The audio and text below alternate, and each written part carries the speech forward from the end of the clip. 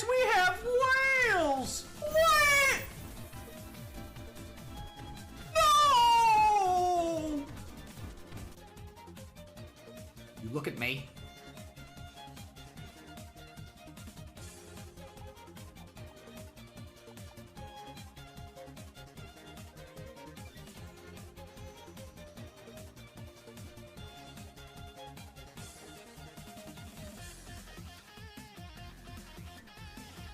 If I just keep beating you up, is this anything? Well, if I just have darts duel you to death with the double counter.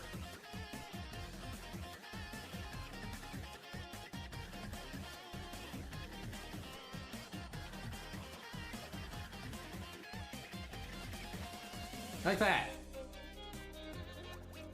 Darts don't care. Darts will beat the living crap out of you.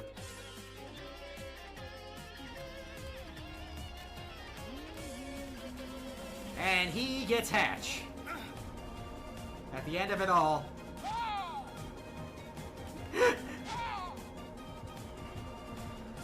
He doesn't want it! He's like, no, I don't want it! I want to die! Please end the match, Leon! Just go! Quit being a butt! Just go! Just go, Leon!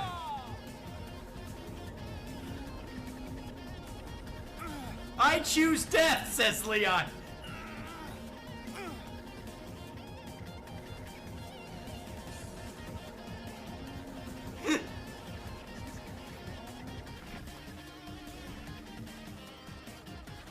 And he finally leaves, I guess. Oh no! The Huntress DC'd!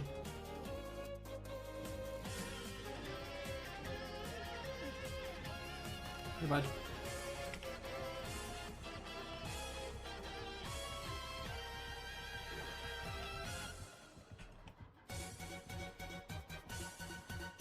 Here you go. Let's set it for you.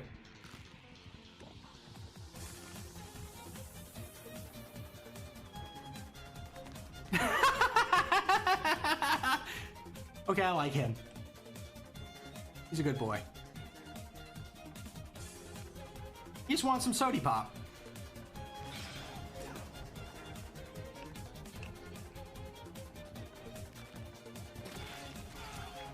Ah, I did a cool flip. Where are we going?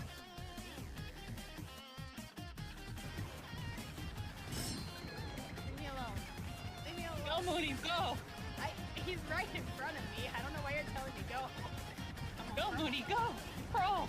My guardian Bill. No! Don't do that. No, buddy, don't do this. Is it gonna just drop us? Please put her down. Moody! Down. Moody!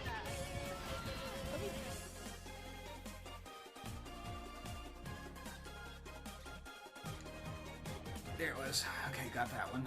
Yeah, I think it's this next jump here. It's too far this way.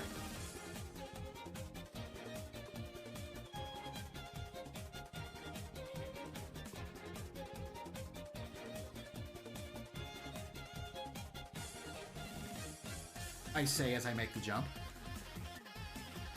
Depending on how the forward spawn's looking, I might try to take it so it's still out here.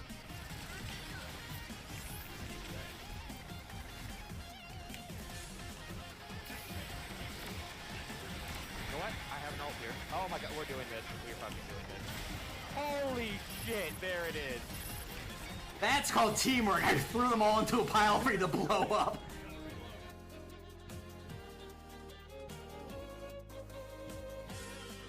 Can't take that. I hit this dog from downtown.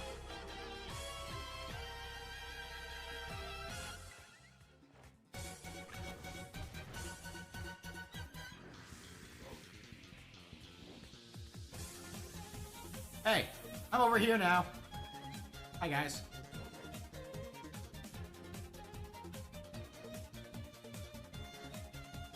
I feel like I shouldn't be here.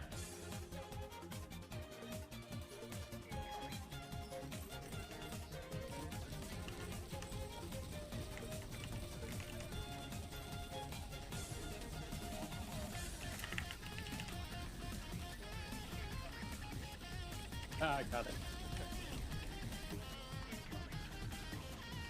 Ah, beautiful. Oh, actually killing things.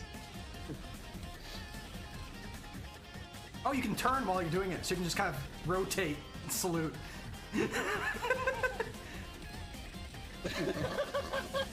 Oh, got a little close.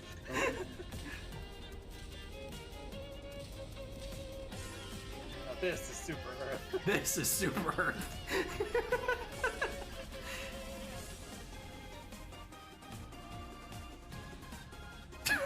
Just hearing the explosions in the background. So cool.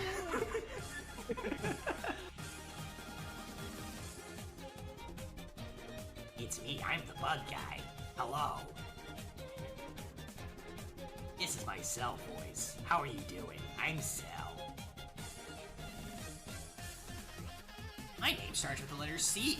You know the letter C, kids? Can you draw a C for me?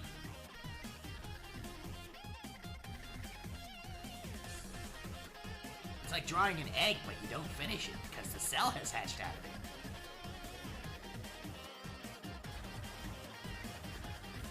It might just be the two of us.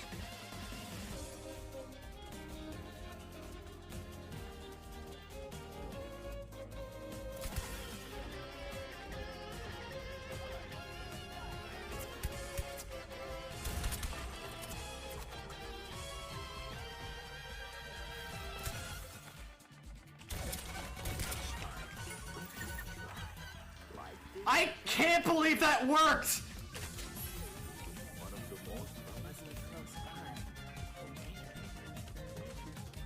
I cannot believe the switch to the box confused them. Like, what the heck is that? Oh, no, not Kiwo-Wo. I remember Kiwo-Wo. Very good Marisai. I'm gonna get grabbed. Get grabbed by the ghoulies.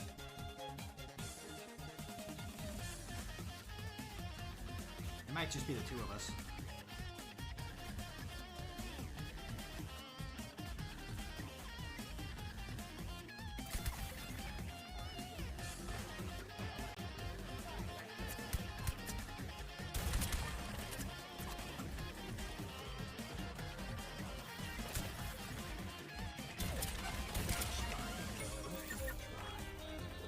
I can't believe that worked!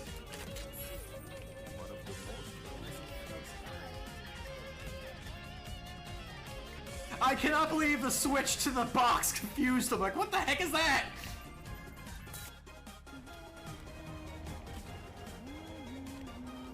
And he gets Hatch.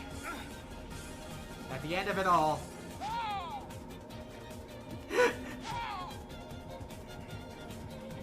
He doesn't want it! He's like, no, I don't want it! I want to die! Please end the match, Leon! Just go! Quit being a butt! Just go! Just go, Leon!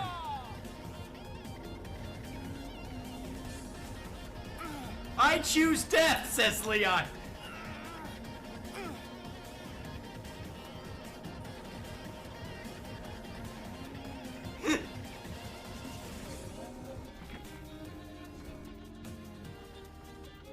And he finally leaves, I guess.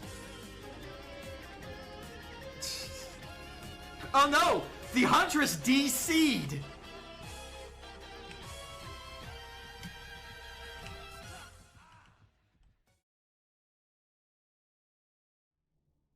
Oh, we almost had it. Almost had it.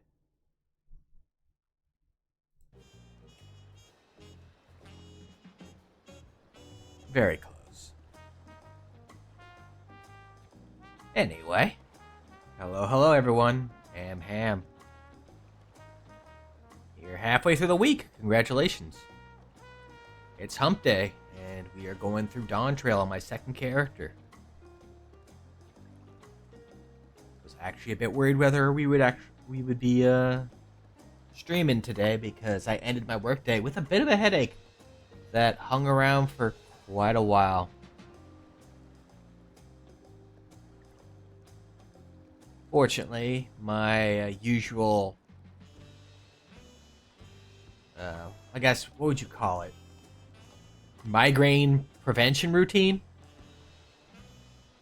Something like that worked out, which is eating something.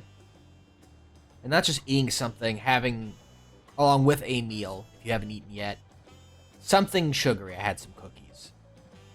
Give the brain some fight to, some energy to fight the headache. Along with headache medicine, obviously. I took that early on. Which is actually a thing I started doing a lot more recently. If only because when I was younger, I had the dumb idea that, I didn't want to get reliant on using drugs to solve my problems. And so I would just tough out headaches when I really didn't need to. So nowadays it's like, no, I can't be bothered. I don't want to suffer in solitude, dealing with a headache / migraine for hours at a time. Give me the aspirin. Yeah, so aspirin, meal,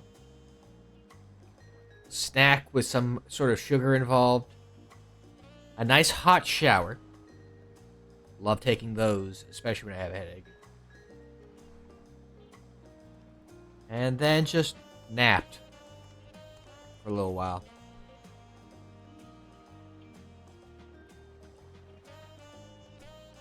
And that defeated the headache. Actually, I think it was starting to fade in the back half of my shower, actually. So the nap was just to make sure it took. Because I do want to continue playing through, and even if we hadn't continued today, we would have done it tomorrow, which I had mentioned in my Discord jokingly that I would call it Thump Day. Which is like Hump Day, but on Thursday. It's something I'll have to keep in the back of my brain for if I have to do that in the future, because I like the idea of Thump Day. There's something just intrinsically enjoyable about that to me. I don't know what, but I just like the way it came out. Anyway, getting back to the game at hand. The music's gonna cut out because I'm switching to the full screen. Boop. We're back. So, after our last session, which got us through most of, I guess, the beginning of Dawntrail, I went and did what I said I was going to do. I cleaned up all the side quests in the area. I also went back over to the zone we're starting in today. Not here, where we're going to, with the Hanu. And cleared out, filled out the map, and grabbed all the Aether Currents in the area. Just did all that off screen because I feel like just getting that out of the way will just make things easier for me because I will want to go clear them out otherwise. So, doing all of that clean up for me. But I did realize something while I was clearing out the quests, and there's something we need to do first. Because, I mentioned there was one side quest chain that I wanted to ensure we did on stream. And in my hubris, I forgot that it starts here until YOLO. I can't smoothly zoom out to him, but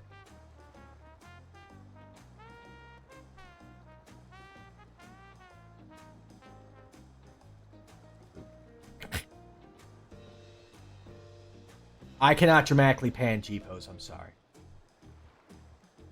But we have to see a corn about a corn. Before we jump into it, though, I do want to, just make the point to say that I'm going to be trying to read all the dialogue. Which is quite a challenge to myself, considering all the, very complex words, I guess the best way to put it, that is being used, that are fitting to the environment that we're doing here. And I will try to read them the best I can, try to remember how they are said when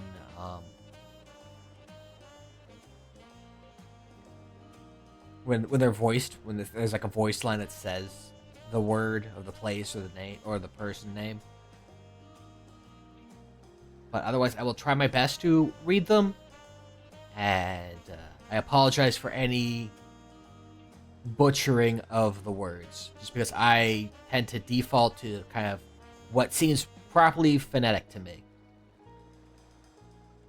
It's apparently taken all my brain power to remember that it's Kona and not Koana from last week.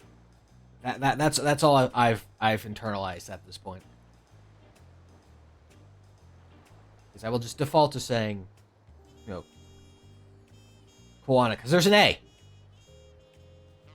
I say with a shrug that you can't see. Here, well, there's an A. So it's gotta be Koana, right? But that's also why the Lord of Levin, the lightning man with the giant beard, for the longest time, and even after hearing the proper pronunciation of his name, I call him Rabba. Because it's Ram-uh. Yes, it's the proper pronunciation is Ramu. But I've just internalized Rama for so long, I'm going to continually call him that whenever I see him. If you watch any of my Final Fantasy V runs, whenever I'm using Summoner in any sort of fashion and he's involved, I frequently just call him Rama. I think I've mentioned that there too. I think we've belabored the point. Just want to get that out there. And now we have some quite curious corn to investigate before we move things forward. You happen upon a curious cob of corn that almost seems alive.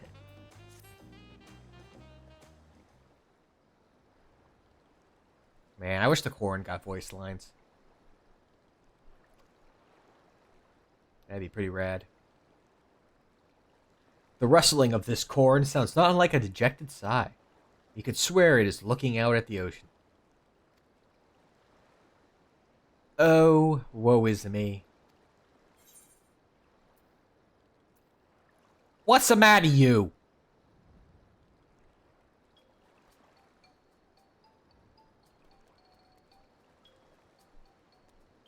You can see me?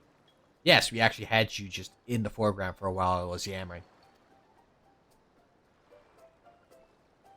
Oh, blessed be! For countless ages have I watched over these lands. When man first tilled her soil, I was there. When they partook of her bounty, I was there. A silent guardian of the harvest, my presence unmistakable. Yet the passage of time would bring change to the people. They began to forget the old ways, forget me. I traveled the lands hither and yon, yet no matter where I went, I remained unseen and unheard. I feared before long I might shuck this nigh immortal cob.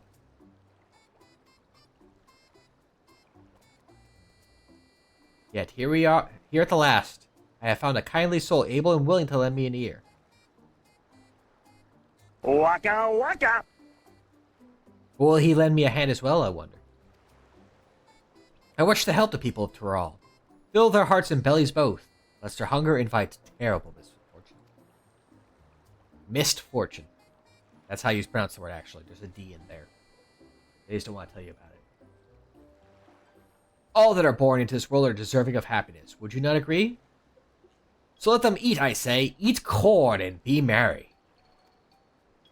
Alas, I cannot reach them in my diminished state, but you can. And so I shall bequeath unto you the most delectable corn dishes, which are then to be distributed to the masses. What say you? Yeah, alright. Such selflessness, such compassion. How long has it been since I last met a soul so grossly incandescent? I am but a humble stock basking in the warmth of your generous heart. Well, my friend, let us be off. The curious corn has... this corn spray has been elected to be referred to as the Corn Servant. Speak with them again when you're ready to spread corn and happiness to the masses.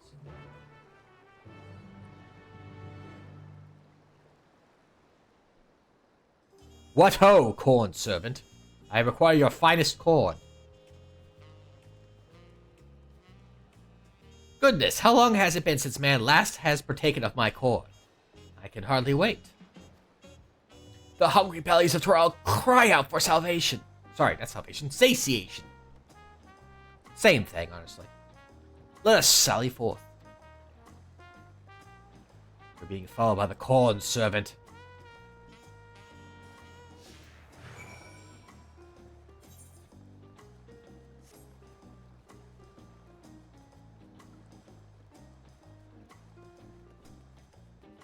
Hello, hungry youth. Do you desire corn? What am I to do now? I'm like to starve at this rate. His belly, it speaks to me. I bid you offer him this grilled corn, seared to perfection with the hope that yet burns in my corny bosom. Wow, I am stumbling over the words. And I apologize. Again, like these are the words I'm not going to butcher, but I am also just up from a nap, so I'm using that as my excuse today for why I'm stumbling over words.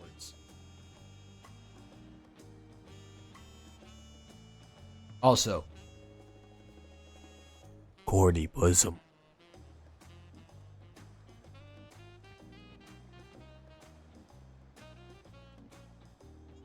Is that grilled corn for me?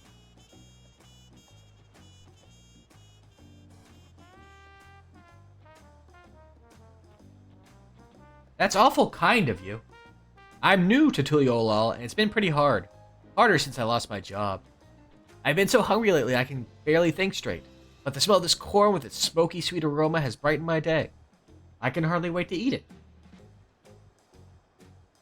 Feels like maybe my luck is starting to turn around. Thank you, sir. I won't forget this. Yeah. Citizen 1. Assisted. Ba-da-bow. Ba-bow. Ba-da-ba-ba-ba-bow. Enjoy that jazz bow go. And enjoy this corn, you hungry woman. Perhaps I'll simply skip breakfast today. A belly and heart both in dire need of nourishment. Here, take of my cob. Let its earthy scent and savory flavors offer her comfort. Behold, corn.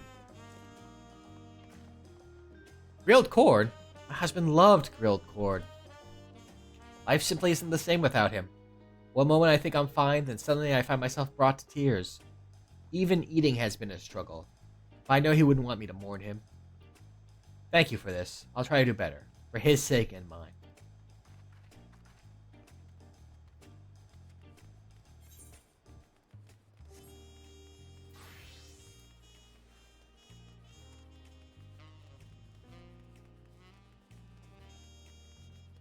I have my cursor a lot because I bob it with the music. I don't know if anyone else does that, but I do. Like right now, you can't see it, but it's bobbing back and forth over the head of the grump here. Like some weird rainbow. I'm so hungry, but I have no money. May the gods forgive me for what I'm about to do. Do you hear that, friend? His belly weeps from hunger. Pray offer him this corn. Let its smoky sweetness give him comfort and deliver him from foul temptation.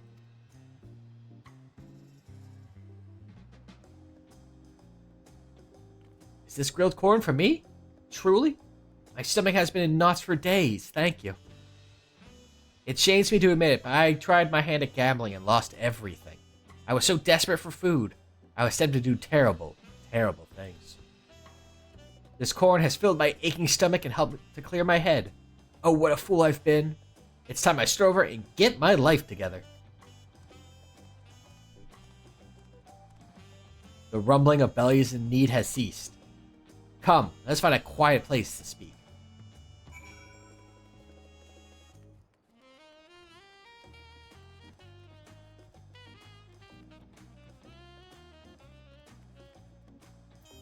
What ho, corn servant.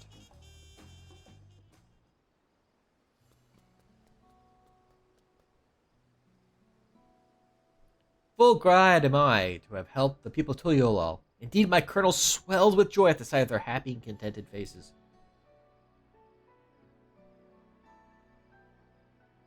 You hide most of yours, though. It makes it very hard to see, says the Cord.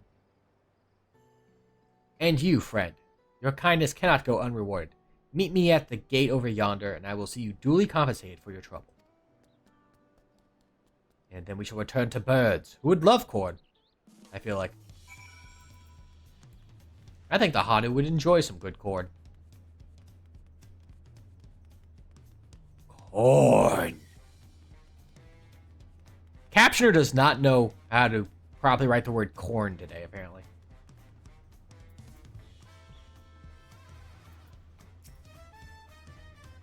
There you are. I hope our little excursion was as fulfilling for you as it was for me. Oh, you bet. It is a terrible thing to be hungry.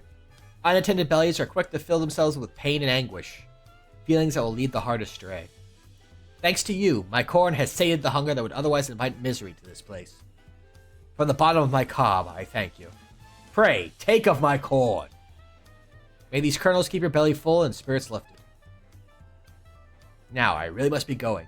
While the people of Tuliolal may be content, there are other hungry souls out there in need of nourishment. Until we meet again. Unfortunately, this is not corn we can actually eat for, like, you know, buffs. It's, you know, an ingredient. You cannot just consume corn, unfortunately. It's not allowed.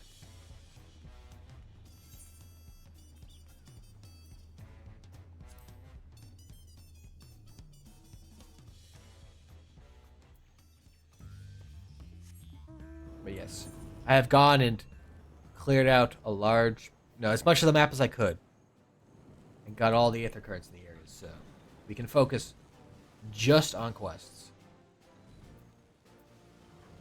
Also, I should. Since I have not done the fake grinding to make us faster, I might as well be abusing the bike.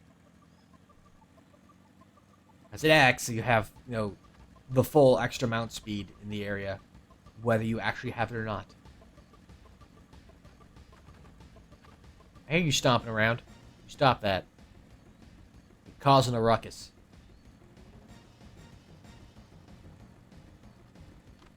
Ah, Hanu. Okay, Hanu. Hello, dispirited Hanu. You heard about the storm? I've never seen the likes of it before. With the supplies and help the Dawn Servant sent, we're making progress repairing and rebuilding our homes. But while roofs and walls can be patched, there's so much else that was lost for good. Hi,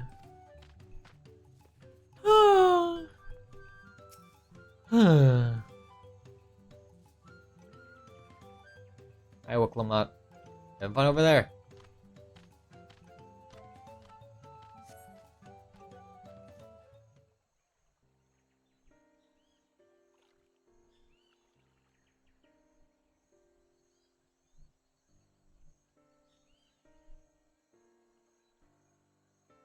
The gaping hole in the wall and missing portion of the roof are clearly the work of the storm's powerful winds. Repairs seem to be ongoing.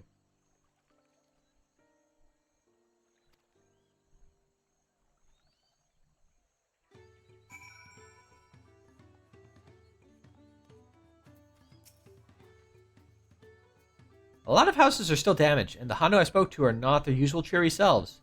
That storm broke more than wood and reeds. There must be something I can do to help them. I'm going to look around a bit more.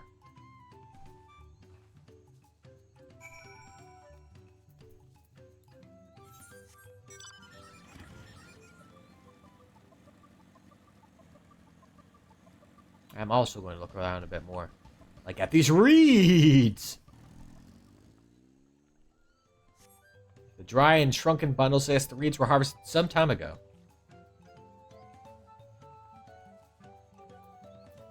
Efficient. I mean, you might. I have not tried fishing in Dawntrail areas yet, so That could absolutely be a fishing spot, and I just don't know yet. The Boat of Woven Reeds. How grandiose. Minus some things.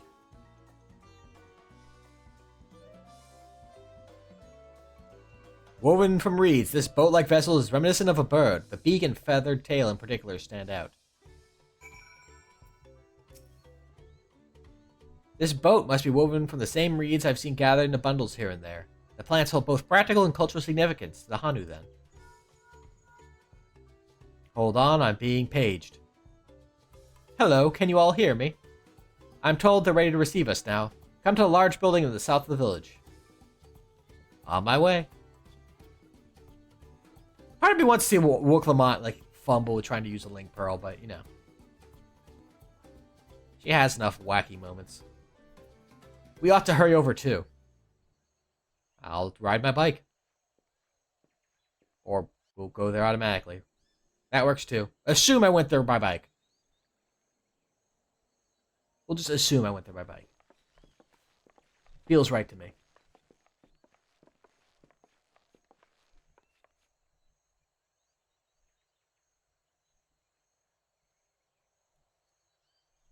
No sign of Zorolja or that oversized lout. How much easier it would be if Zorolja were to fail here. But that isn't likely to happen.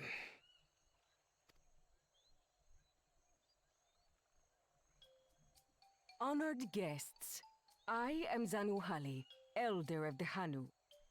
I feel like you two have some things you need to work out. I am also an elector, charged with judging which among you is worthy of ascending the throne. Without further ado, let us talk of the feat. Uh-oh, we're talking about feet. Not so fast. Surely you couldn't begin without us. I'm sure we could.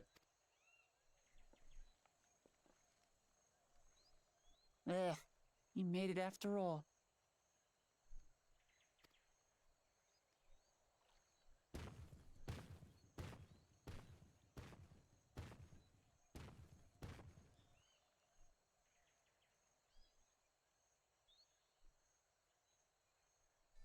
No need to fuss. There is no time limit for this challenge. Now, if you would allow me to proceed. It is here, in Okanu, where my people forged a bond with the Dawn Servant during our own chapter of the Tuli Yolal saga. In homage to those events, I have prepared for you the Feat of Reeds. Reeds seem to be of great importance to the Hanu. I wonder what this feat entails.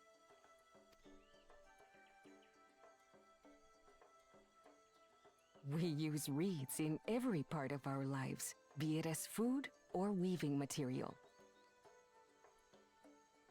But look around the nearby paddies, and you will see that this season, our crops are failing. How fortunate, then, that my appointment to elector coincided with this predicament. How very convenient. For surely, those who aspire to be Dawn Servant would find the matter of an ailing harvest a mere trifle to resolve.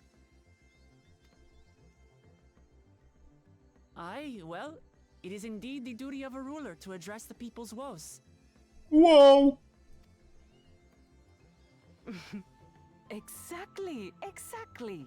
Do well in this, and you will earn my keystone.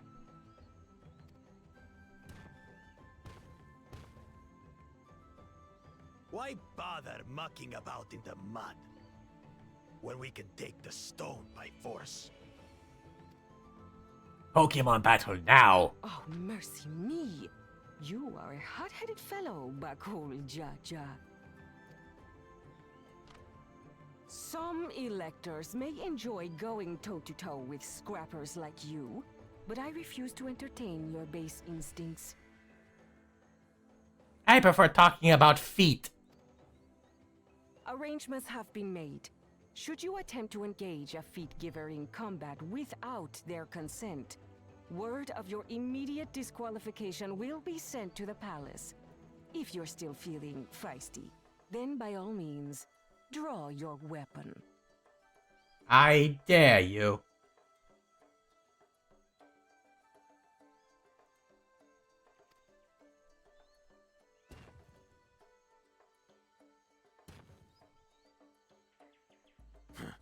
This contest is presided over by cowards. There's no sport in fighting you. Also, I may need to turn up the volume. Then we can return to the business of earning my keystone. I may have left. I turned the volume down when I played. I might have turned it down and forgot to put it back up for stream. The Because feat again, of reeds nap. is begun. Claimants, I wish you the best of luck.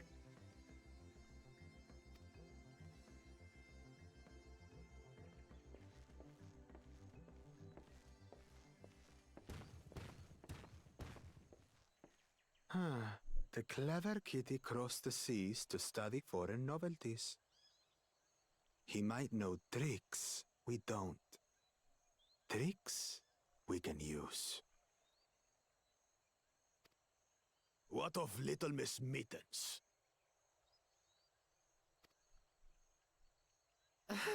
You know the answer to that. Compared to the first and second promise, she's a distant third.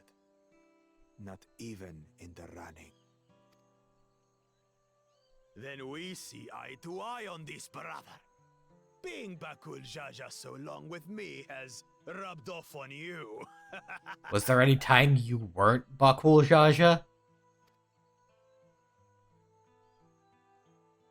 These allies of hers, though, they might be a problem. Ever faced a Gundam before?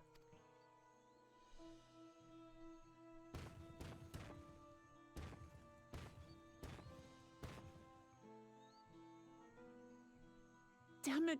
I'm just as qualified to be here as they are. I'll show them.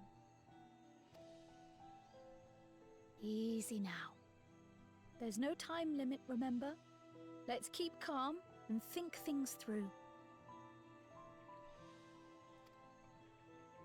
Right. I love that my captioner You're right. takes Galool and turns it into It's Butthole, that because he lovely kind of feeling is. Losing my head.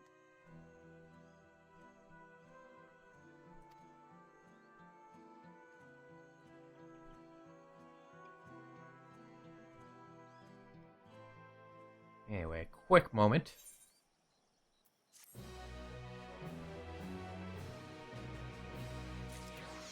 To double check the audio, because I feel like I have it a bit low. I was so caught up in the chord, I didn't even think about it. Yep, there it is. That should be much better, and I apologize for that. Some more side quests, but obviously, again, we'll be doing those off-screen with my second job. I love I've shown it to you guys, but, second job. Because I know for a fact you get so much experience if you do not spread it across a couple jobs. You're going to hit cap way early. So...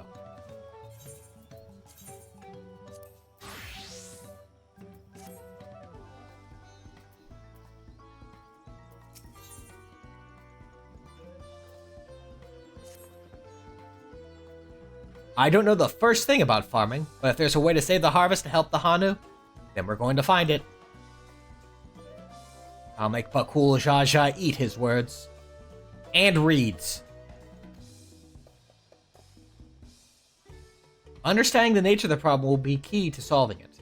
We need to examine the reeds themselves, and then deduce the cause of their poor condition. Aaronville, will you take us to the fields where the reeds are grown? Of course, follow me.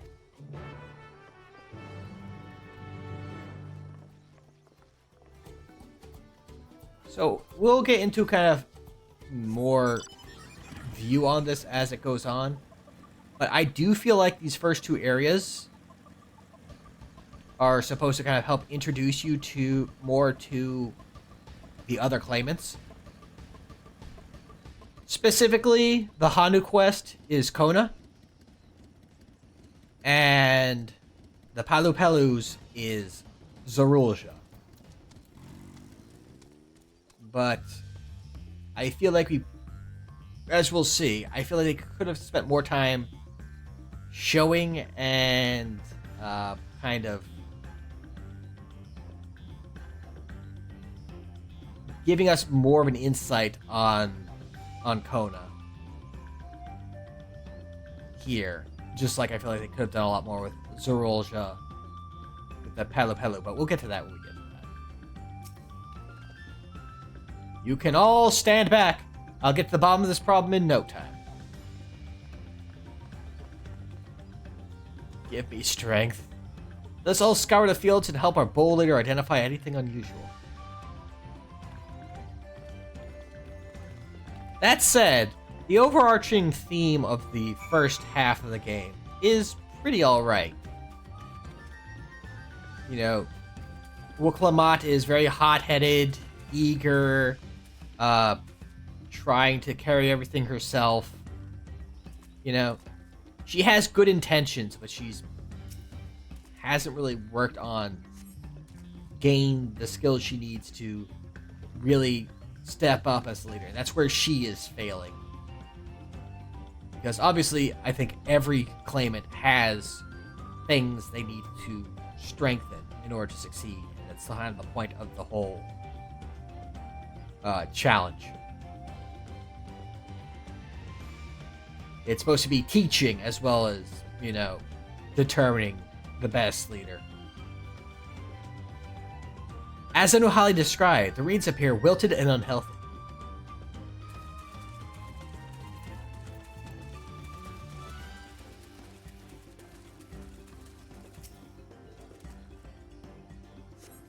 The water contains no obvious contaminants and looks fresh and clear at a cursory glance. What about the mud?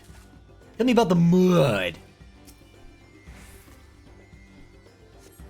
The soil in the pays is as one would expect. Rich in color and suitably moist. Not dry or flaky. Considering we're in water, I think moist is a bit of an understatement.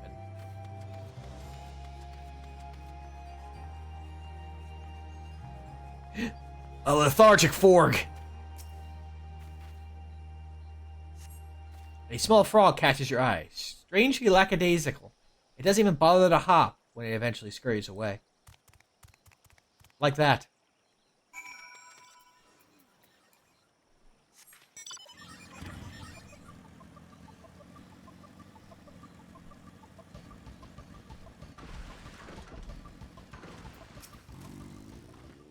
See enough? I'll call everyone together and we can share our discoveries.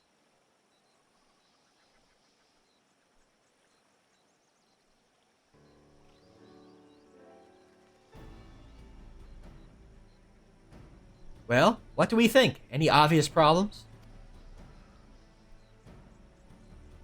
Rada. I agree. The waters look to be of good quality, as does the mud in which the reeds have been planted. The frogs and insects are unusually torpid. This suggests the problem is affecting not only the reeds, but also the creatures which live amongst them.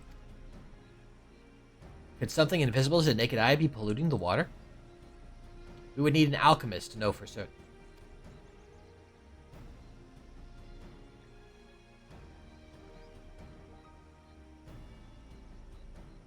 I forget if you're an alchemist if you actually get a change there, because I know I have on my primary character I did have alchemist at 80, but I don't think there's a line change there. Would be neat though. Just so we can just say, no, seems alright. I don't have much to add about the fields, but something else occurs to me. When you were describing how the creatures seemed lifeless, I couldn't help but be reminded of all the listless villagers. They've suffered a terrible tragedy, I know. But there's another reason for their flagging spirits, I believe. Gerard.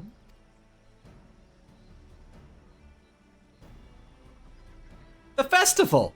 This is traditionally an occasion for celebration and renewal, so without it, the Hanu are struggling even more to recover.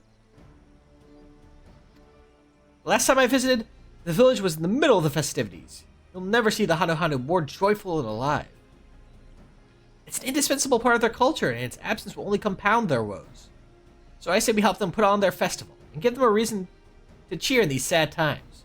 Who knows? Maybe fixing one problem could lead to a solution for the other.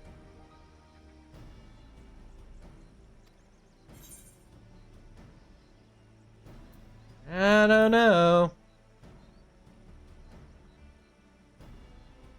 Is it so strange an idea?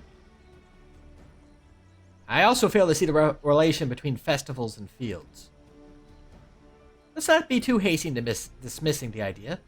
Things which seem unrelated can later prove to be connected in surprising ways. True, and being bereft of ideas as we are, any proposal is worth entertaining. I suppose. Besides, this is Wukalamat's journey. It's only right that we follow her lead. Which is true. And part of the thing that I like, is nice about this, and it has been a bit polarizing for some folk. Is, this, again, was described to be just kind of, we're assisting someone else. We're not the main character in this. We're kind of in the, I was going to say managerial role, but that's not correct. We're an aide. And so we're not going to be at the forefront. We're not going to be giving all the solutions. That's the job of Wukalamat, because that's part of her journey.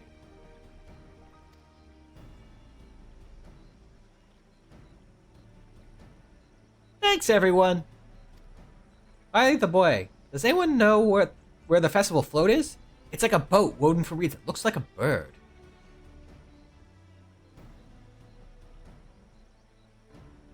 And that big building to the north? Let's go and see it.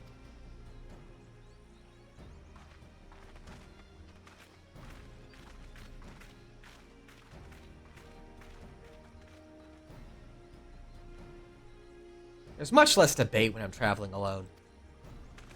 I mean, if you were having an argument with yourself very frequently, Aaronville, I think we'd have bigger issues to worry about.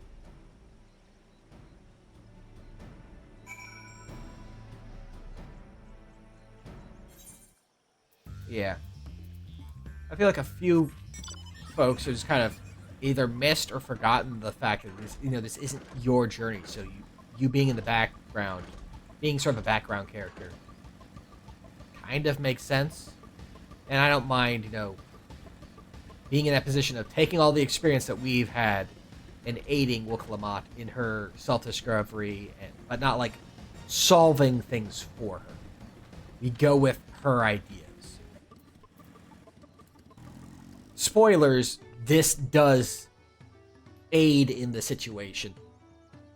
But I could also see her cottoning onto this idea because, again, all the people here kind of as you said, they're listless and kind of out of it. So, part of, helping the people is also, getting them into better spirits. And the festival could help with that.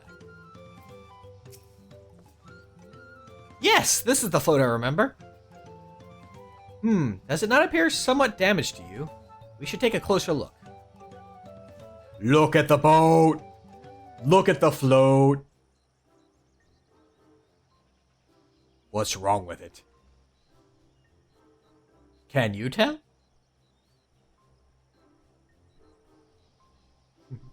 Can you spot the problems, boys and girls? These tail feathers have seen better days. I swear the colors were a lot brighter the last time I saw them.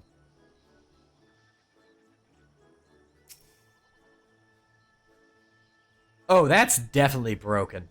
How will they lift this great big vessel without all of the carrying poles intact?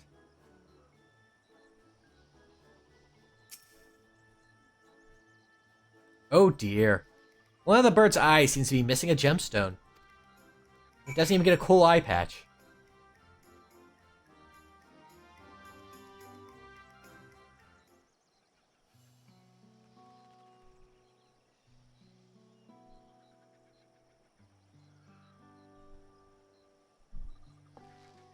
Well, I think we can all agree this bird boat is in dire need of repairs.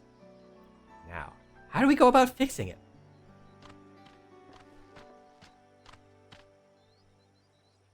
What is going on here? You were admiring your festival float. It's a shame it's in such poor state. Due to the recent storm, I gather? Yes, we had to leave it exposed while we ushered our people to safety. With the float in this condition, there can be no lifting of wings. No ihihana. Ihihana! That's what the festival is called. I want to help you hold it. Have you not seen our village? Homes are ruined. We're struggling to make repairs. And you want us to hold a harvest festival? I know how it sounds, but giving into misery never improved anyone's situation. A celebration of life and growth may help give you the strength to work through this tragedy. The role of the festival leader is mine this year, and there's nothing I would like more than to lift everyone's spirits. But we don't even have enough materials to repair the float. We need a bakitsa for the missing eye, uyipo wood for the poles, and feathers from the winds chosen to adorn the tail. 2 of these I know, and can pronounce much better than Hamlin. Bakitsa is a type of precious stone used in arcane equipment, and uyipo wood is essential for crafting ceremonial instruments. These chosen feathers, however. The winds chosen is the victor of a competition in which the contestants see who can blow a feather the furthest using wind magics. And that's something of a problem right now. We Hanu are gifted at playing such airy sorceries, but expend a great deal of mana when doing so. We are soon exhausted by the effort, and having no reeds to eat will only make it harder. I think I understand. Your vibrant reeds grow quickly and vigorously, so much so that they stifle the development of nearby plants. They must be a potent source of the energies that you naturally lack. They are indeed. Owing to the poor harvest this year, we've been left enervated. If we cannot gather the correct materials as dictated by custom, we cannot repair the festival float. I do like that actually imply, like, again, this does have a greater effect on things. And I do like that they kind of hint that magic is involved. The gemstone that is used for one of the eyes is involved in magic. And, you know, talking about the feathers of the most magical of their number. So, magic is going to be involved somehow. Oddly enough, we may have just stumbled upon our solution.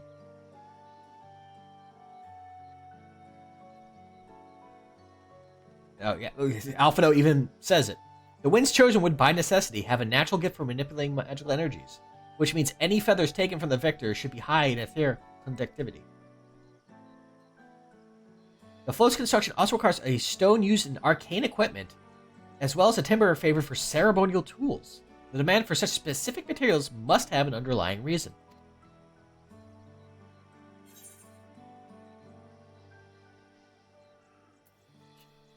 You can be smart, you could have a goofy answer, or if you just, don't want to actually think about it. But I've always had the grump as being rather smart. Probably smarter than I am sometimes, so... yeah, we just out and out say, there may be magic involved in this float. That could be important. Precisely what I was thinking. This boat of reeds is in fact an arcane focus of some kind. A focus? For what? Oh, Ihihana is a harvest festival, isn't it? That must mean the float was made to encourage healthy crops. So if we repair the boat and hold the festival, its arcane powers might fix what's wrong with the reeds. So I'm going to pause for a second here. This bit here, I've seen some folks complain that it's upsetting that, they point at Wooklamant and say, oh, Wooklamant knows more about the festival than the people. And it's like this us figuring out, hey, she couldn't even remember the name of the festival. She just knew it was a harvest festival and thought it could use to cheer people up. But, we figure out, hey, wait a second, this is probably magical. This is helping, could be something that is needed to make things work. It could be part of the system. And it's like, why don't the Hanu remember that? Well, And the question is, like, how long has the tradition been around? How many people are aware that there's actual magic involved? And that's directly correlating to improving the harvest? Like, there's some things that will obviously make it seem like, oh, no, they should have realized that this is magic. But A, could they actually see that magic, or is that just us being able to see it? Because A, they want to imply that to the player, that magic is happening. And or do they understand that what the magic is doing? But again, this is me kind of jumping ahead, but I kind of wanted to touch on that, because especially right now, because one of the issues I heard people saying was that, well, how does Wook know more about... Well, it's not even just Wook, I guess. There's another character we're going to meet soon that also seems to know more. But again, that's like, sometimes scholars know more about a culture's history than people in that culture. I say this as someone who hated history class. I could not tell you much about, like, the U.S.'s history. But any, scholar, even if they were from, Britain or, France or what have you, could probably know more about, like, the history behind some of our holidays more than I could tell you. Just because, I never bothered to internalize it or take the time to learn it. It's just kind of a celebration I partake in without fully understanding the weight behind it. And I feel like that's not uncommon for lots of people. We won't know until we try, but 'tis a sound theory. Celebration, prayer, ritual ceremonies, these have all been known to elicit miraculous effects. I mean, considering we have, Aether and Dynamis, not surprising. Wait, the float, a tool for magic? This is the first I'm hearing of it. Again, this could be the guy who just participated and knew it was a celebration, but didn't know the deep underlying history of the festival. And that's kind of not unsurprising. It's not something I can't suspend my disbelief for. In the beginning, it may well not have been. After a good harvest year, there would be no reason to change it. But when the harvest was poor, new adornments were likely added, and those who performed the labor may have imbued the work with ardent hopes for a brighter future. Through years of trial and error, the Hanu would have refined their festival float into a focus for harvest players. Or that, maybe, like, again, could be happening. This could have happened, and they had no idea. It was just a thing they did, and it just somehow, it just ended up, because of the way magic and prayer work on Aetheris, it became magical, and just no one realized it.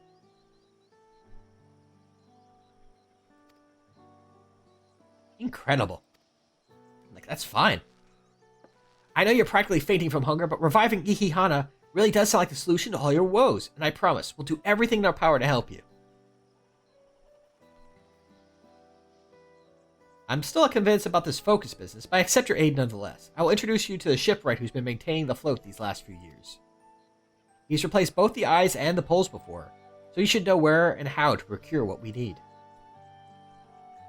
Then allow Alice and I to acquire the feathers. We will encourage the people of Hanu to gather and vie for the title of Winds Chosen by sharing with them our own reserves of mana. I'll go with you. I carry some alchemical brews that may afford the same effects. I have energy drinks. I have so many monsters in this backpack, you don't even know.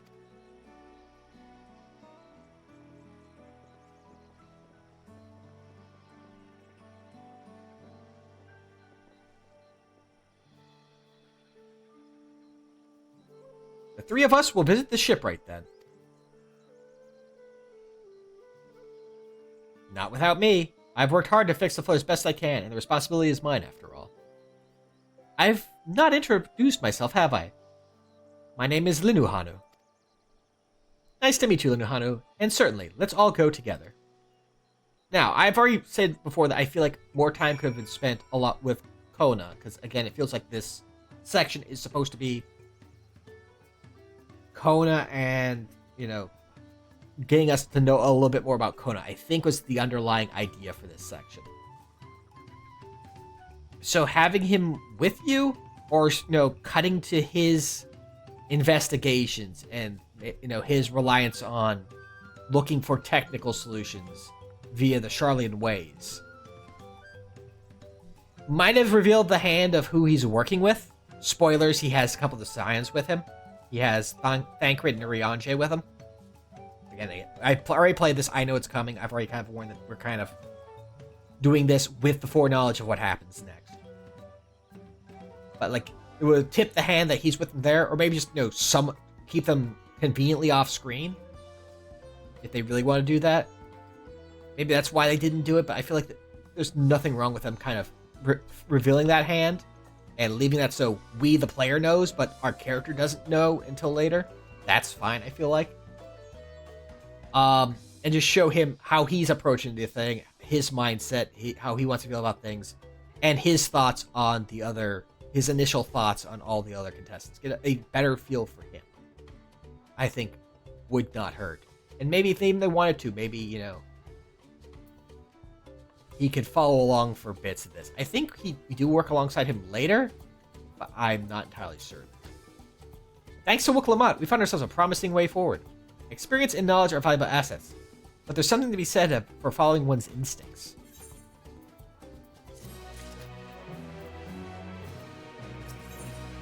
Ah, feet instincts.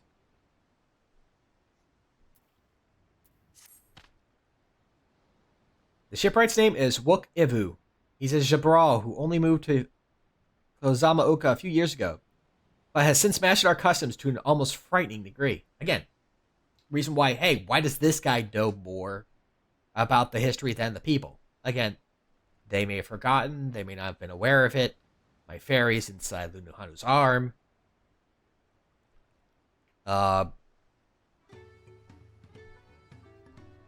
And just, you know, someone who's deeply researching it may dig up stuff that, you know, even most of the citizens just offhand may not know. Or, you know, that information could be actively being withheld as part of the contest. Which seems dangerous considering, you know, there's effectively a famine going on. But it could also be, okay, if they can't solve the problem, then we could say it and it will still happen. You know? Maybe that could have been implied. I think that might have been implied that at least the Elder knew. I think she does say that she knew about this. That what we're doing is correct. So, you know. Who's this say? He's especially strict when it comes to manners, so make sure to offer him a proper Hanu greeting. We wouldn't want to offend him right before asking a favor. A proper Hanu greeting? Oh, that one. Don't worry, I remember how it goes. Then we shouldn't have any problems. Let's head to Okbekbe, to the east of here.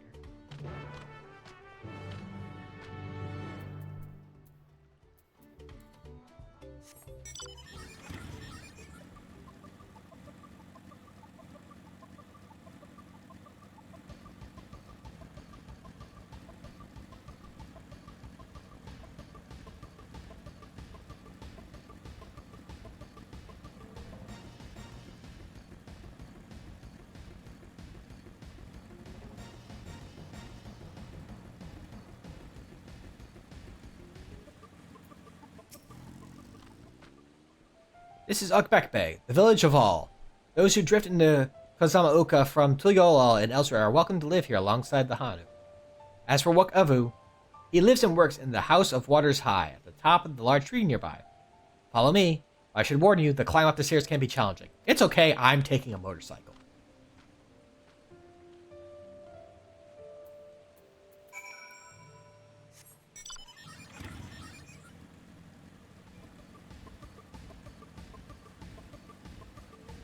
Alpacas!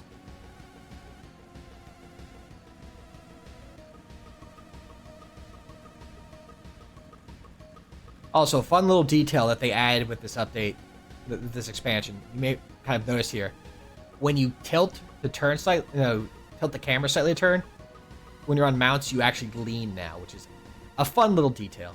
I like it a lot. Yeah, the original character, he's very polite, so, you know, he would do the greeting just fine, but... Hmm? What do you want with me? What's your offer? Sorry. I immediately went Eustace for no reason. Right. The greeting. Well? Oho Kali. Oh, Kali. I'll forget how to say that very quickly.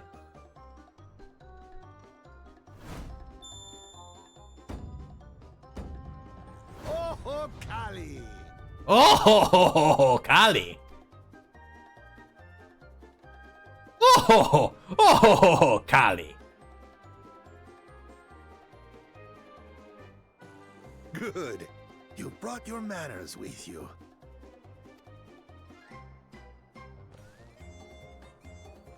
When you know Hanu, do as the Hanu do.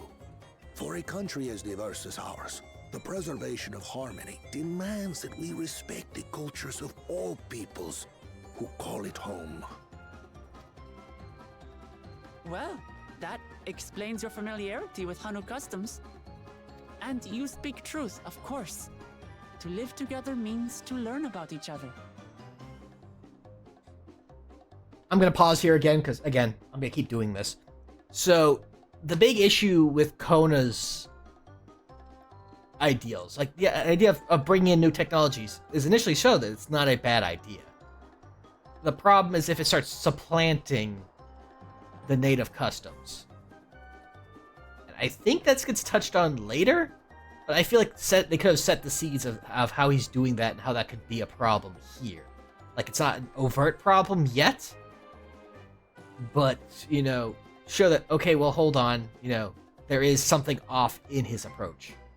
That he, you know, he shouldn't be trying to solve everything with technology and kind of disregarding the culture of the society, of the people.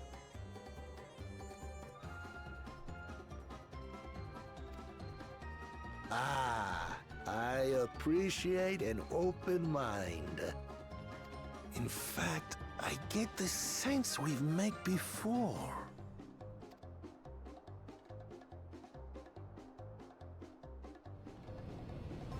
You're Wook Lamont. Oh, what an unexpected honor for old Wook Evu. Here I am prattling on about manners, and I've gone and insulted the third promise herself. There is no excuse for this betrayal of etiquette. Please, take up your axe and claim my impudent head. I will not. Keep your head.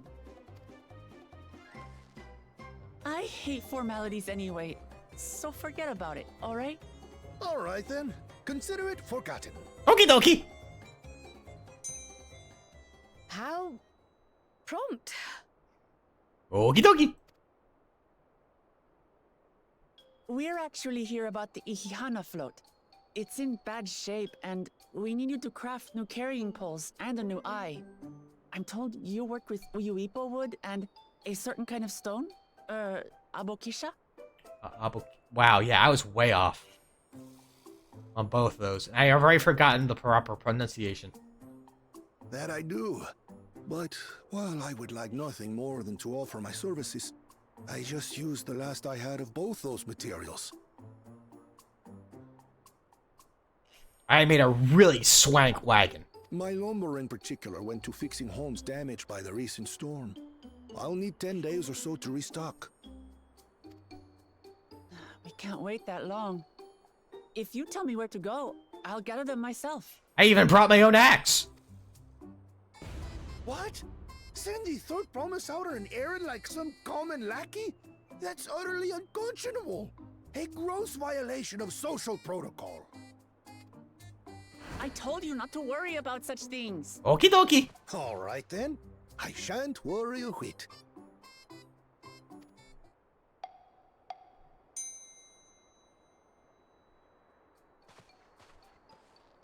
What's with your Hanu friend there?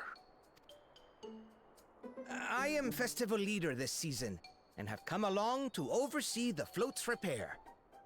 As strange as it may sound, Wuklamat and her friends believe the float is an arcane focus, meant to encourage the growth of our struggling reeds.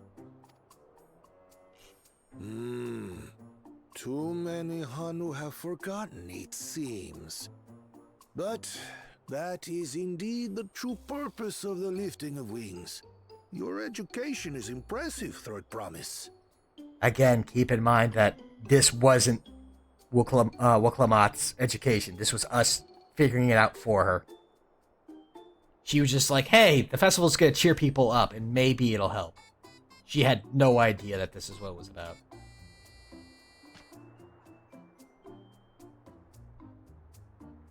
Well, maybe a little. And of course, you know, she's still kind of trying to puff herself up and make herself seem important and grandstand and show that she has what it takes to be leader. So of course she's going to take credit for it. Allow me to show you where to procure Uyuipo.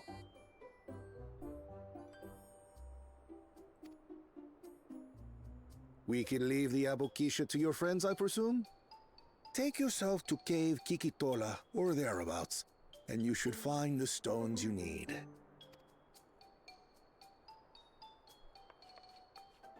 Or Lalafeld. Can we go to Kiki Shorta instead? I've been there once or twice. I can guide you.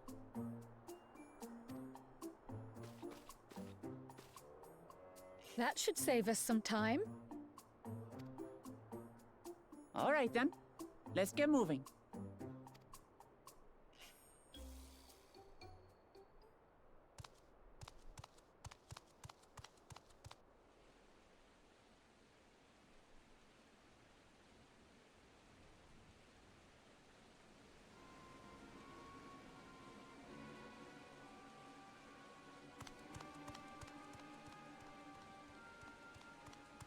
Chosen one of your rivals is making progress.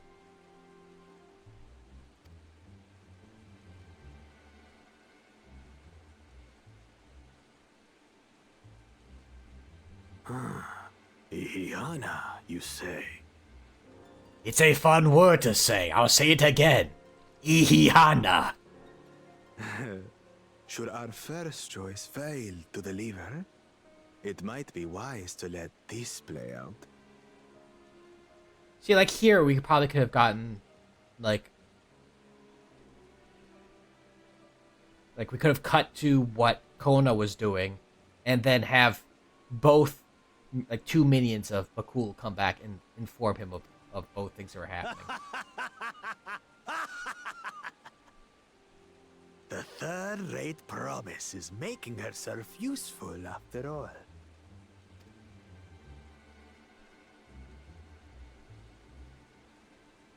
Yo ho ho ho ho! Wahaha! One Piece style laughters.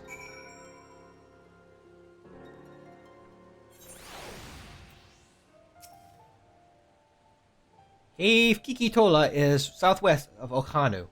We can return to the village first, then head there on foot. I'm gonna head there on motorcycle. I'm being lazy, I'm gonna teleport. I feel like it'll actually be faster than riding over there. Even with a motorcycle.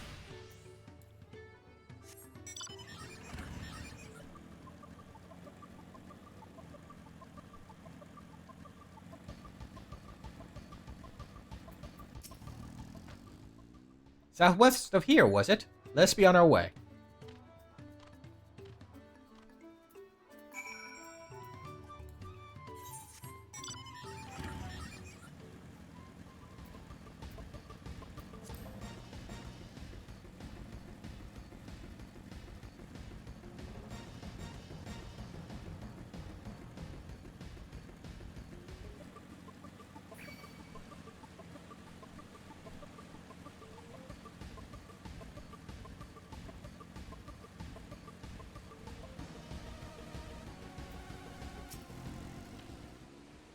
Cave Kikitola, as promised.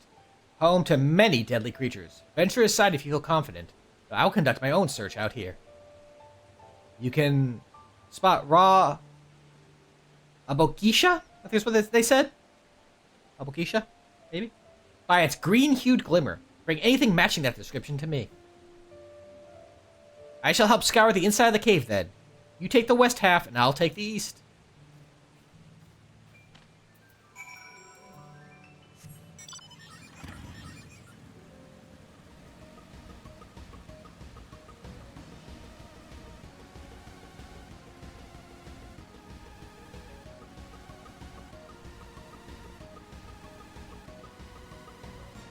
I think this one is it?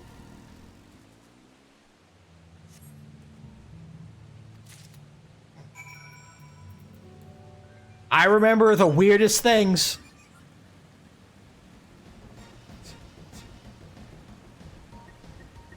I forgot that we cottoned on that it's that the float is an arcane tool right away. But I remember that the middle one is the one that had the check spot is the one that had the green rock. I picked around the ground near the entrance, but found nothing. Do you have better luck inside the cave?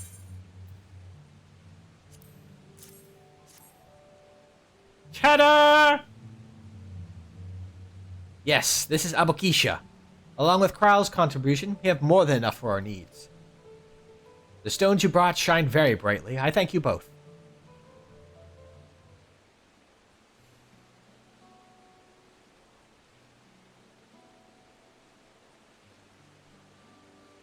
He would have been happy to know we were putting things right. Truth be told, a good friend of mine was meant to be the festival leader of this year's Ikihana. But when the big storm hit, he did not survive. It fell to me to carry on in his stead. Random thought, he probably might have known about the true nature of the festival and probably was going to tell, you know, maybe the new Hanu would have found out that way.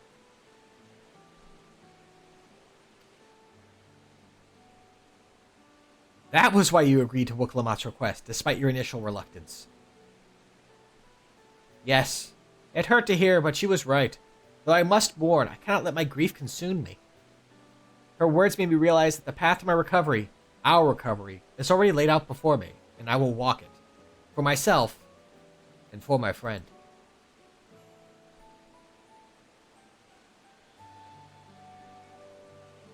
Thank you for sharing your story with us. Please rest assured that we've taken your plight to heart. I'm certain our companions are procuring the other materials as we speak. Everything will come together, and the Hanu shall host a splendid, uplifting festival. That we shall! With that, let us return and deliver the Abokisha into Wook-Evu's, I was about to say Wooklamat, Wook-Evu's waiting hands.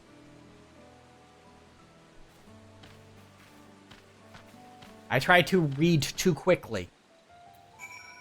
And, my brain goes my brain and eyes go faster than my lips.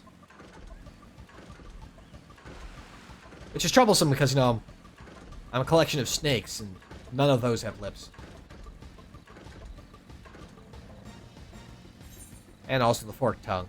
Does not help matters.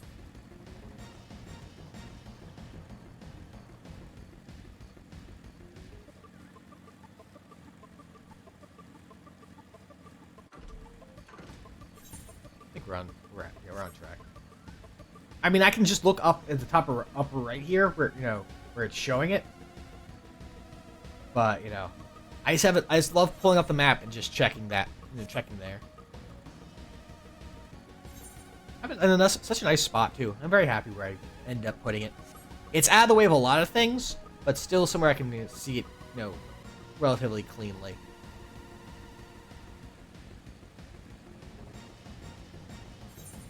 This is gonna be water. We're gonna. Oh, I was about to say this. I was gonna say this was deep water. It was gonna actually dismount us, but it was not. Hooray!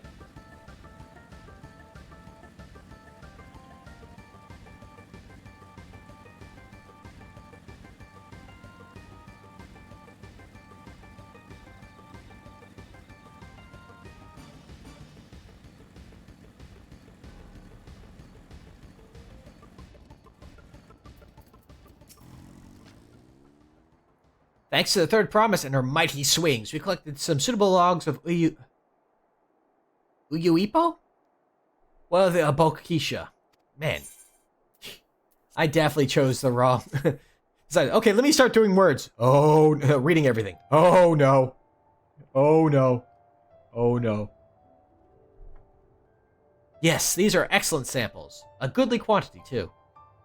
At this stage, you've likely surmised that the lifting of wings encourages the crops to grow. But not exactly how, eh? Well, you're in for a treat. If all goes to plan, the results should be spectacular. Now, to get to work crafting these pieces for the float, I could use an assistant versed in the arcane arts to enhance the Uyuipo's conductivity. Then I'd be delighted to help. Everyone else should head back to Hanu. We'll join you at the float once the work here is complete. While we're heading back there, as I mentioned, I think I mentioned it straight up, like a little bit earlier, but I've already forgotten. But I just kind of want to reiterate. A lot of the flavoring and culture of each zone actually comes out pretty nicely in a lot of the side quests for the most part. You learn a lot about the lore and the history and all that stuff, and so me skipping over that is a bit of a disservice to that. But I do want to leave some stuff for folks who are want to play to find those out themselves and enjoy it for themselves. Well, I just kind of talk about the MSQ and the issue, some of the thoughts, praise, concerns, issues on it from both myself and from what I've heard, through the grapevine, I suppose, but the weirdly shaped grapevine. Gathering the Uyuipo was a trial in and of itself. At first, Wokevu criticized everything I did. Then he suddenly yelled, "I've spoken ill of the third promise and must punish myself!" and proceeded to slam his head into an Uyuipo tree. I told him not to worry about it, and again, it was like stuffing out a candle. He's an odd one, that's for sure. At least we've seen to the poles and the new eye. Now we just have to wait for the feathers from the twins.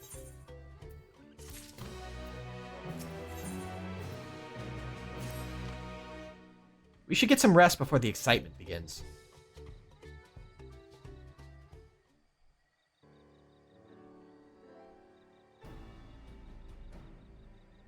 Like here could have been a good spot for us to, if we're having time pass resting, maybe have a cut over to Kona. Over there, by the float. Isn't that the third promise? Then the rumors are true. She's trying to complete the feat of reeds by reviving Ihihana.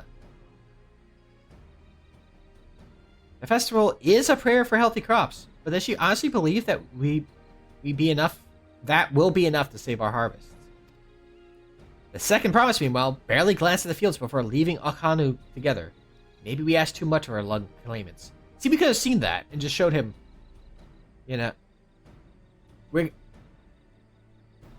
it's one of my big overarching concerns. Sorry, I need to get a drink here. Talking too much.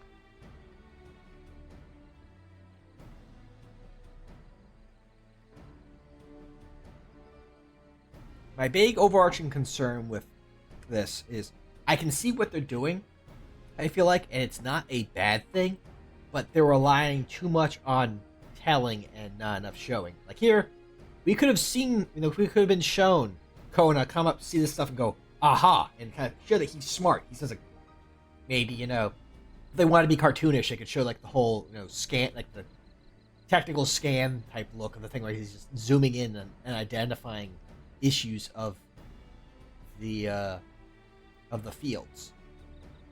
Maybe even when we go there, when we go and check things out, we see he's there first, and Woklamak decides, oh hey, I must be on the right track because my brother is doing that. He's really smart, kind of show some.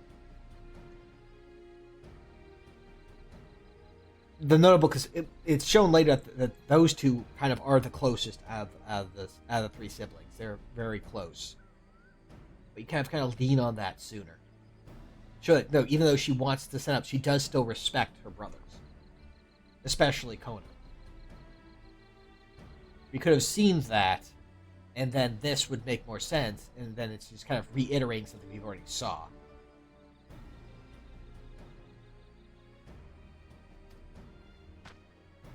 It would just strengthen what they're doing, instead of just telling us that it happened.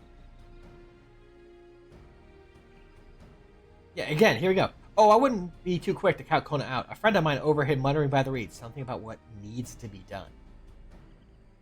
Again, like, this is something they could have shown us. Not to,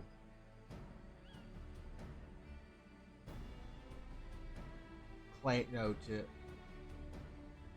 nitpick at the story. But, I think it could have helped a bit more. There are lots of places I feel like they had done more showing and less telling us stuff that we didn't get to see. It might have made it feel better, make it flow better, and maybe make all the characters that we are interacting with and we know that are important to the plot feel more fleshed out because we get to spend more time with them. And maybe that would pull away from more of the Wuk-Lamat show, which is kind of the big concern for a lot of the naysayers of the expansion. Is that so? Perhaps we'll get to see another of his innovations firsthand.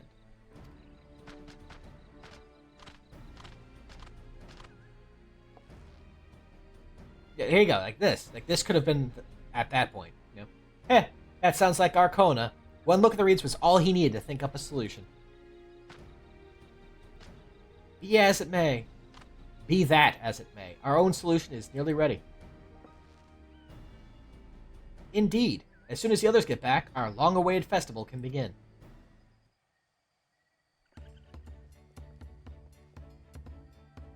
It took some doing, but we managed to gather competitors to vie for the title of Winds Chosen.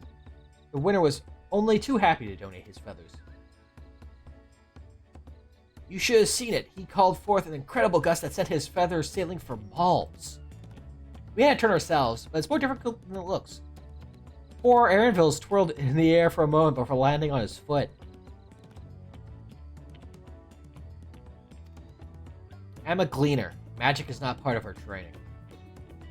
Like, couldn't this be like a little flashback? Like, as this is saying, we see pictures of them doing it? That'd be fun. As for us, we brought the wood and gemstone replacements crafted by Wook Evu. All that's left is to attach them. Has it been decided who will ride the float? Papa was the guest of honor the last time I was here. I remember being surprised that they could even lift the thing with his hulking weight on top of it.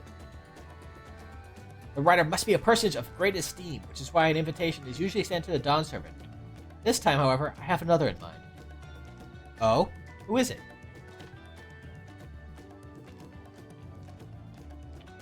Our beloved Ihihana, the lifting of wings, is only being held because of you and your companions.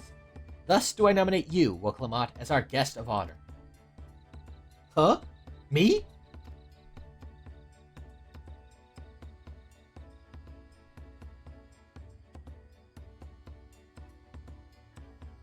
This boat won't make me seasick, will it? Waka waka! I don't think so. Then weigh anchor. I can hardly refuse a request from one even more enthusiastic about the festival than me. I would be delighted to ride your float. Thank you, Wuk-Lamat. I have roles for the rest of you as well.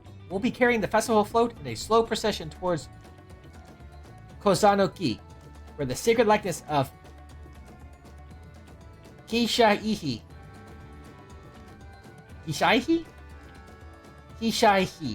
is ensconced. Ugh. Sorry again. Look at me. I'm butchering the words.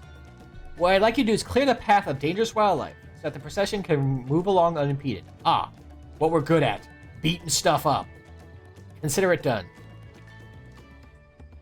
You expect me to sit still until Wook Evu has finished the float? Let me come along and help with the clearing. As you know, I'm not much for fighting. I'll stay behind and assist Wook Evu with the repairs.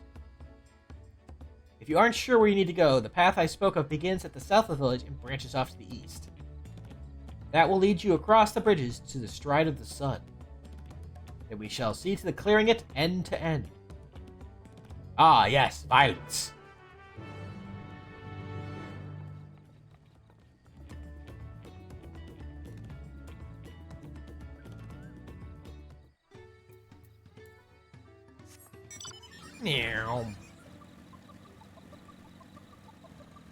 I'll run some of them over with my motorcycle. It'll be great. It'll be wonderful.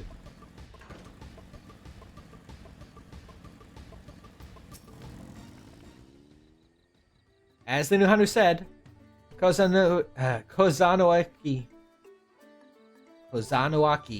should be down this way, then off to the east when the path branches. When the branch paths. Then something about bridges and the stride of the sun. Anyway, let's split up and get to work. Once you've culled all the threats you can find, we'll meet up in front of Kishiaihi. Steve. Yeah? Pick up that stick and slowly and carefully now agitate the hell out of this snake! I'm being agitated! Hey, Mutt. Ah! Steve. Yeah? And again! Stick and slowly and carefully now agitate the hell out of this snake! Oh, hell no! I'm being agitated! Hey, Jinpoo. How'd it go, you guys? Did you do some good rock and or stone?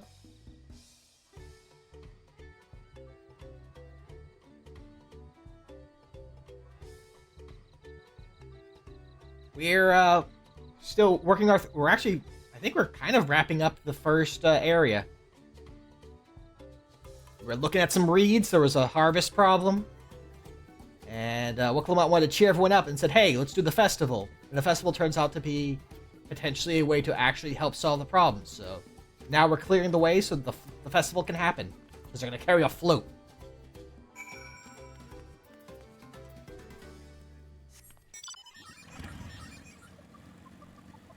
There's monsters along the way. We gotta beat them up. Hey, Scorin. Oh, I definitely enjoyed it. This is actually my second character I'm running through, so I've been actually kind of talking about some of the things I think they could have done to, things I liked, things I think they could have improved on. Because I did enjoy it, but again, I did enjoy... Oh, jeez. I have to remember how... Right. I have actually not used Sage in a while, so...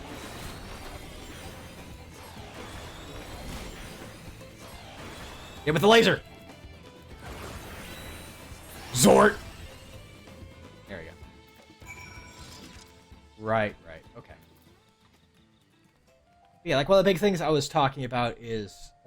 I mentioned it briefly during the previous cutscene, is if there's one fault I do have for Dawntrail, I do feel like, especially the first half, it does a lot of telling and not showing. And I feel like they kind of add... Oddly enough, I am asking for more cutscenes. Things like seeing Kona, like maybe when we came to check out the paddy fields. Kona was there, and we get to see kind of his viewpoint on it, rather than being told that he went to the field, saw what he needed to do, and leave. Like, have us see that.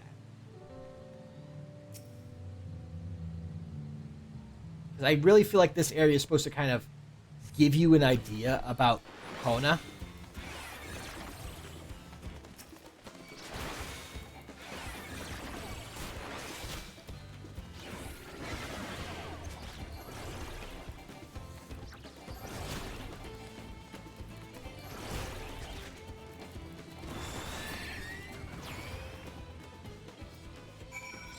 And I think some of it is there.